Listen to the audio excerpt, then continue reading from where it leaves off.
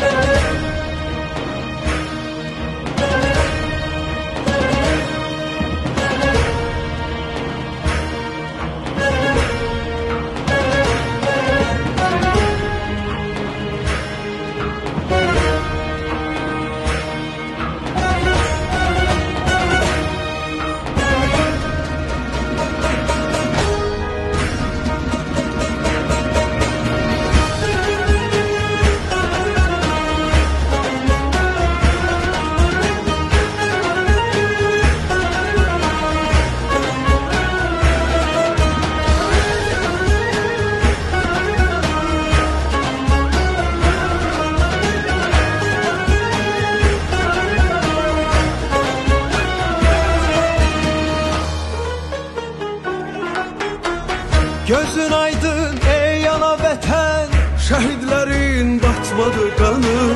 Sefer çaldın bu savaşta sen, galip adın Gezdi cahanı, uca dağlar boyandı nura. Körpülar nəğmə söyləyir. Yollar boyu açıldı günler, ay yıldızlı bayraqlar qoşar. Xar bülbül qalxıbdı təzə tər. Bayram edir cəng ilə susar. İgid əskər ağ olsun üzün, Sağ ol desəm alsalar sənə. azad edib torpaqlarını. Fərəh verdin millətinə.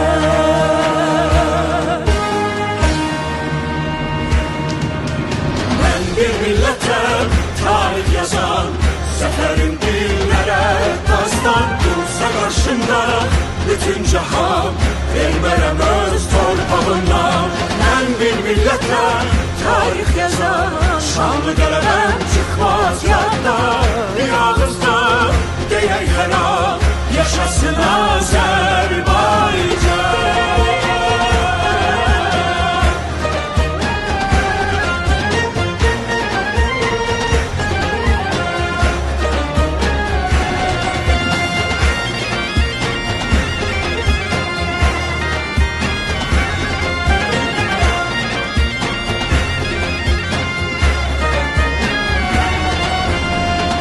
Milletimiz ak yolcusu, hakkınızı dönen değil. Bayrağımız İsrail'idir. Yükseldiyse elen değil. Bu bayramda ölmez ruhum, hem geçmişti hem gelecek yurdumuzun.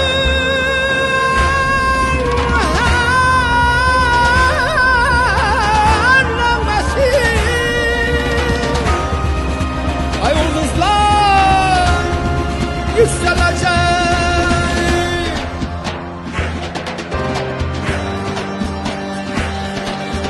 Ben bir milletem, tarih yazan. Zəfərim dillərə